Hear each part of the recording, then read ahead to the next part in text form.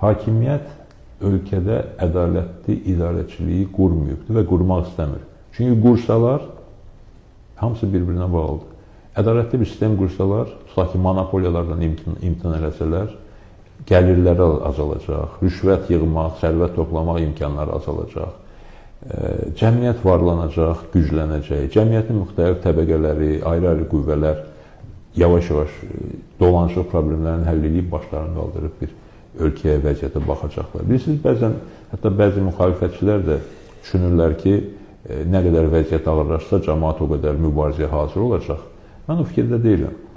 Mən acıların qiyamının tərəfdarı deyiləm. Mən normal yaşayan orta sinifin ölkəni irəli aparmaq üçün mübarizəsinin tərəfindəyəm, onların fəaliyyətinin tərəfindəyəm. Və hakimiyyətdə də müəyyən dərəcədə bunu başa düşürlər ki, cəmaət çörək dərdindən, dolanışıq dərdindən azad olsa, artıq daha tələbkar olacaq, artıq ləyaqət həyat tələb edəcək, bərabər həyat tələb edəcək və s. və s.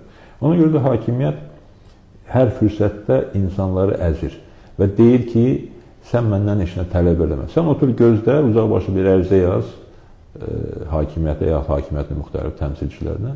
Mən baxaram, hansısa mərhələdə sənə ev verəcəm, maşın verəcəm, hansısa problemi həll edəcəm, birinizi müalicəyə göndərəcəm, birinizin burada müalicəsini təşkil edəcəm və s. və s.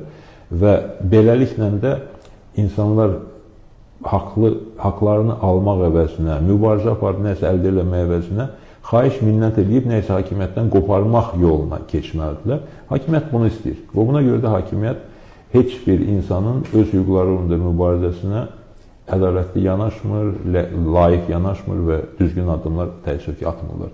Və elə bayaq söhbət etdiyimiz mövzu ilə də bu bağlıdır ki, bax, bu yanaşmaya görə də hakimiyyət getdikcə nüfuzunu itirir. Onsuz da əvvəlcədən çox nüfuzlu deyirlər. Bu 2-ci Qarabağ savaşının sayəsində Allah'a şükür ki, biraz nüfuz qazanmışdılar. Onu da itirmək üzrədirlər, gedir o nüfuz. Onu başa düşməlidirlər bu adamlar.